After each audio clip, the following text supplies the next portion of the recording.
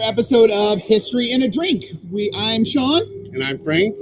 And we're here at Sarasota's historic Bahi Hut for episode 3 of season 3. And tonight's drink of choice is the Bahi Regatta rum punch. Ooh, Regatta rum punch. I feel a rum and maybe a nautical theme here tonight. Yes.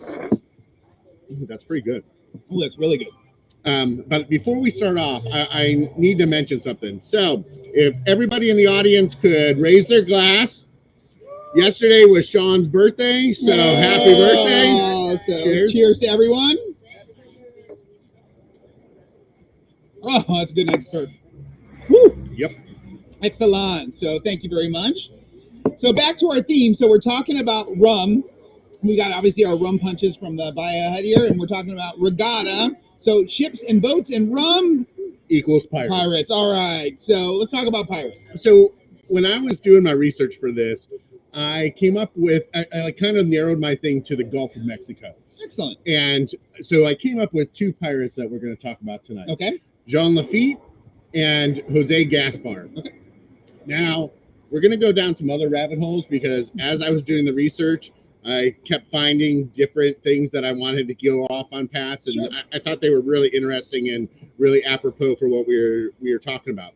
But our 2 smugglers or 2 pirates we're going to talk about are, again, Jean Lafitte and Jose Gaspar. One is more of a real person, and one is not so real. So. We'll get to that. We'll get to that part of it, though. So let's talk about Jean Lafitte first off, who was the real person. Exactly. Now, he would have defined himself as a smuggler and an organized crime leader, not a pirate. Gotcha. But an organized crime leader on the water. So it's a pirate. Yeah, a pirate. He's a pirate. Now, just like all the other people we've talked about, we don't know too much about their early life. Yeah. Now, this is around 1800 that he starts getting into the business, and he's with his brother Pierre. Now, Pierre is a little bit more respectable, lives in New Orleans. Okay. And I would say he's the front. Gotcha. He's the money man on the shore. Exactly. And then Jean Lafitte's bringing everything in. Gotcha. Now, Jean Lafitte, once again, this is 1800s. Yeah. So, an early 1800s. Yep. And Jean Lafitte started out mostly in the Caribbean, right? Correct. Okay. And so we're at the time where there's a lot of transition going on in the Caribbean. So you have New Orleans, which is the centerpiece of the Gulf. It's the entryway into the middle part of the country, and it's controlled once by France, now by Spain. It's going to go back to France and then come to us. So in the time that we're talking about, so at the time, America is a brand new country here. So we're brand new, but we're not. Florida is not actually part. So the place we're sitting right now, this was Spanish. Yeah, it was Spanish, and so also going on in this time in Europe are the Napoleonic Wars. Okay. So this is a continent-wide war with Napoleon versus everybody else. So one of the big things that he's going to need is money to fight this war. And so he's going to sell us the Louisiana Purchase. That he made the King of Spain sign over to him so he could sell it to us. Gotcha. And so now Louisiana and New Orleans is under American control. Correct. Okay. And that is going to be where our story really takes place. Okay. So the thing that really got Jean Lafitte into the smuggling business, or really like propelled him forward, was the Embargo Act of 1807. All right. So this is a prime example of why presidents should not make fiscal policy. Okay. They have no clue what they're doing. So who was the president at this time? Thomas Jefferson. Thomas Jefferson. Okay. So Thomas Jefferson says what? Well, so with the Napoleonic Wars going on, both sides needed sailors. And what was happening is British ships, especially the British Navy and some French ships, were taking American ships and then forcing or impressing the sailors into working on their ships. And so this was costing Americans cargo and all of that. So what he decided to do was say, okay, we're not going to trade with anybody in Europe.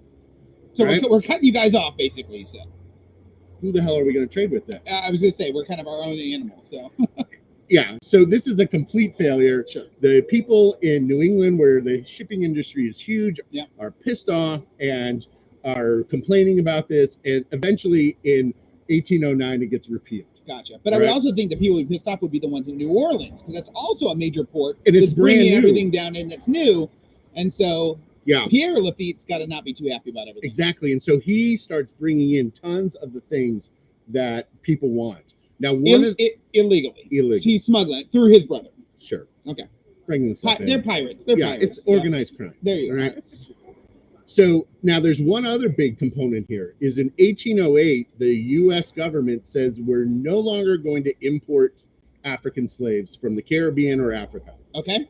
There's still a demand in the South for slaves because cotton is on the rise. And slavery is still existing on up until the Civil War. So, Correct. So now to be able to bring them in, now we're seeing supply and demand. Yeah, and that's really where Jean Lafitte gets his real big money start, is he captures a slave ship with 77 slaves on it, and then brings it in, sells the slaves, sells the other cargo on the ship, and that becomes his first ship that he uses. That's his cash cow to get started for what he needs for Correct. Business. Okay. And then what we see is he then just keeps capturing other ships, bringing the stuff in, and is making a killing during this. So he's really the pirate of the Gulf of Mexico in this time period. He's the one who's really going around and that they're fearful of. Yeah. And the American government is getting really pissed about this to the point where they're going to make some laws that are going to make his piracy a capital offense so that he can be executed. Okay. Now, so in this time period, the Napoleonic Wars are going on, and there's going to be a splash over to North America with the Napoleonic Wars, and that's going to be the War of 1812. Okay. So most of the War of 1812 takes place in Canada and around Washington, D.C. And who are the players in the War of 1812? It's the United States versus the British. Okay. All right. But towards the very end, in 1814, we see that the British decide that they're going to try and take over New Orleans and control that area. Because come up through the Caribbean, come up and basically take over that shipping port of New Orleans. Yeah, and they did not agree with Napoleon selling the land to us. Okay. So they thought this was up for grabs now. Gotcha. So they're going to invade there. Now, Jean Lafitte's main base is in a place called, what is it called? Baratarian Bay, which is just south of New Orleans in the bayou. In the bayou in that area there. And it's where him and his brother basically have their main base. Correct. Here. And that's they had their ships there, they had little town and all of that stuff there.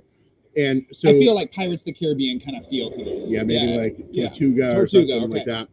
So he is going to find out some information and pass it on to Pierre, and Pierre's going to pass it on to the commanding general in New Orleans. So we see the Lafitte's making a choice. So they are choosing America over Britain.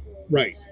And what they're going to do with that is they are going to work it so they get a full pardon of all their crimes against the United States if they help the general in charge. And that general will go on to be our 7th president, and that's Andrew Jackson. Excellent. Okay. Now, we see that there's a naval battle and then there's a land battle. The naval battle is not what you would think it would be like. It was, the British couldn't bring their big ships in close enough, and the Americans were using small inshore boats. Yep. So they snuck in one day in I think it was 100 men on rowboats, and they captured the 5 American ships. Okay. So they take it, and then that not a real big naval battle there going on. Okay. So they then land their troops. Yeah. And they begin to march towards New Orleans, because you have to remember, New Orleans is not right on the coast. You have to go up the Mississippi River. Now, did we have a big garrison of soldiers and stuff in New Orleans? No, and that was the problem. We realistically are going to have somewhere between 2,000 and 3,000 people. Now, Jean Lafitte and some of his others had given some misinformation, kind of inflating the numbers that were there, saying that there was roughly 20,000 troops. Gotcha. All right. So a little deception and stuff like that. That's how it goes. Exactly. Now, the battle itself is only going to last about 45 minutes. And it's going to be a butt whooping on the side of the Americans over the British. Excellent. Okay. And it was because they had only a very narrow part of the land to go up. And the Americans, if they didn't have that, if the Americans didn't have that many soldiers, though, where did they get the soldiers to fight? Jean Lafitte's crews came and fought. So he totally chose sides, and he was there. Okay. Now, here's the interesting part. So when I was reading about the battle, here's the key thing that I found in there is the artillery was the most important part of the battle for the Americans. The cannons. Right. And the men who were manning it were Jean Lafitte's crews. And so think about it. If they can attack a ship on the sea when you're rocking, when it's going up and down and doing the thing, they had to be are snipers on the, on the ground. Okay. When the gun is planted and the enemy's straight ahead, easy shot. Yeah. Gotcha. Fish in a barrel, so to speak. So that is what we're going to see happen there. Now, the other interesting thing about the Battle of New Orleans takes place after the war had officially ended. But we're thousands of miles away from Ghent in Belgium. There's no Twitter or CNN to tell you the war is over. So the war is over, but they're still fighting for it. Okay, I see. Yeah. So, which would have been interesting if the other side had won and the war was over, but that's neither here nor there. All right. So Jean Lafitte gets his pardon from there. He wins. He's good. Everybody's happy. They do his thing. Yep. British are gone. And so they secretly go back to smuggling, but a better opportunity comes up. Oh, okay. What opportunity is that? And the opportunity is the War for Mexican Independence in the 1820s. Okay. So he's going to move his kind of base of operation to what's modern day Galveston. Okay, so still just moving his way along the Gulf Coast. Exactly. So he moves to Galveston, Texas, and he's going to set up his base there. Now, it's going to be initially the little town he takes over is about 100 people. But he will grow it to be about 2,000. So once again, I see kind of a pirate town. Right. Yeah. And the income that's coming into that estimated to be about $2 million a year. In that time period is crazy. Okay. Yeah. In piracy. Now he's trading information to the Mexicans about the Spanish and the Spanish to the Mexicans and playing that middleman in there. And eventually this is going to get the Mexicans really kind of mad at him. Okay. Right. And so he's going to kind of have to side later on with the Mexicans because they win their independence. Now, one of the things that he had done while he was there is he created what was called a letter of marque. Okay. So a letter of marque, and that's spelled M-A-R-Q-U-E, is a letter that made your pirating legal for a certain country. So basically, if I was the United States, I would give someone the ability to pirate not United States vessels, but you could pirate against everyone else. But, but you weren't a pirate anymore. No, you got elevated to the term privateer. All right. And so he became a privateer for France and Spain and England. But was he really one? No, he had forged all those documents. Okay. So if he came across one of those ships, he just pulled out his fake letter of marque and went about his way. So he was a businessman first. Yes. No country. Well, and that's the interesting part because his crew didn't know that. And when they find out, half of them mutiny on him and turn him in. Excellent. All right. So he's going to kind of finagle his way out of jail. The story about that was a little kind of vague on what happens. And he moves himself yet south again. And this time there's a new country in South America called Grand Colombia. Colombia. Okay. And so this was created by Simón Bolívar. Yeah. And Simón Bolívar was a general. He fought on the land, didn't really know anything about the sea. So Jean Lafitte goes to him, offers his services, and he ends his life with a Commodore's coat on as a commanding officer. An admiral in the Navy port. So he worked his way from pirate in the Caribbean, working up through New Orleans in the time thing. So it's quite a story all the way around the Gulf. And you know what's kind of funny about that? What? When you think about the movies, Pirates of the Caribbean, and you think about Barbossa, he did the same thing. Exactly. So he worked his way up to be respectable and to be an admiral at the end. So. Right. So I wonder if that's where they kind of got the idea for that. I'm sure. It's just kind of interesting. All right. So now, one of the things that you can do if you're interested in this is if you go to New Orleans, there's the Jean Lafitte National Historic Park. This is our travel trip bit of the tip of the show here. So there's multiple parts to it. So there is a part in town, right down close to the church, the main church and the main square there, and you can go in and it's got all kinds of stuff about Jean Lafitte and that kind of stuff. Yep. Then there are two external components. One is where the actual battle took place. Yep. And there is a national cemetery. Most of the people buried there, though, are from the Spanish-American War and the Mexican-American War, not from the Battle of New Orleans. That early, yeah. And then the other part of it is a preserve. So a whole bunch of this bayou area and stuff is preserved, and you can go and do kayaking or whatever you do in a bayou. And probably get the feel of what it was like to be back in the piracy days, right, in Jean Lafitte's Navy. So I've been to the one in town when I was in New Orleans. Really fascinating, well done, and I suggest that you go there. And next time I go back, I'm going to go out and check it out that, because when I was there last time, I didn't have a car, and you really need an automobile to get out to that. So you said there was going to be two pirates that we're talking about tonight. So we talked about Jean Lafitte. Tell me about Jose Gaspar. Well, Jose Gaspar supposedly lived in the 1800s somewhere and was on the west coast of Florida somewhere. Gotcha. Now, when you say Gaspar, that reminds me of Gasparilla. And that festival is named for him. Okay. As is Gasparilla Key or Island. Gasparilla Island, down near Boca Grande. Right. Yep. And so that is kind of where this is going to begin. Because on Boca Grande is the Gaspar Inn. So the Gasparilla Inn. Yeah, exactly. Right. So, yep. And that is where this kind of whole story kind of starts. And that really started, that was early 1900s is when that started. Okay, so the story of Jose Gaspar is a story, okay? Is a story that is all about what Florida is best at, tourism. Okay. And suckering people into coming down here and spending money. Gotcha. All right. So on their brochures and stuff like that, they're writing about this Jose Gaspar and how he captured somewhere close to maybe 300 ships and had a hoard of treasure estimated to be about $30 million. And no one knows where it is. And I'm sure it was buried somewhere on Gasparilla Island near the Gasparilla Inn. And no one's ever found it. Exactly.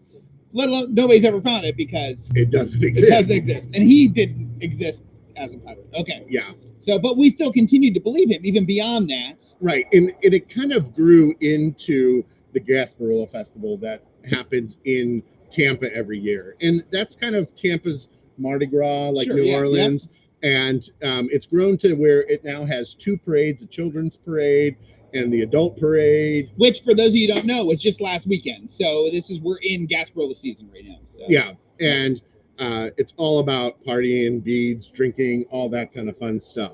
Now, as I was doing the research on the Gasparilla Festival, what I learned was about the 1950s, they took it to the next level. Okay. And they started and added like a few weeks of this whole festival. And so that it begins with an attack by pirates on American naval vessels. Now, once again, so these are faux pirates. These are pretend pirates. The people are pretending on the weekend to be a pirate. Yeah. Come on out and do. And they have their own special name. They go by the Mystic Crew of Gasparilla. Okay. All right. And they are the group behind this. And so what they did. Which, have we had any of our guests here in the audience been out to Gasparilla before? Have you guys been out to Gasparilla? Yeah, Gasparilla. You've been out to Gasparilla, so we had a few here that have been out to celebrate that even this year. So. Yeah. So this group has created. So the first thing they did is attack American Coast Guard cutters, which. So this is the 1950s? Okay. Right. And what they attacked them with is water balloons. Okay.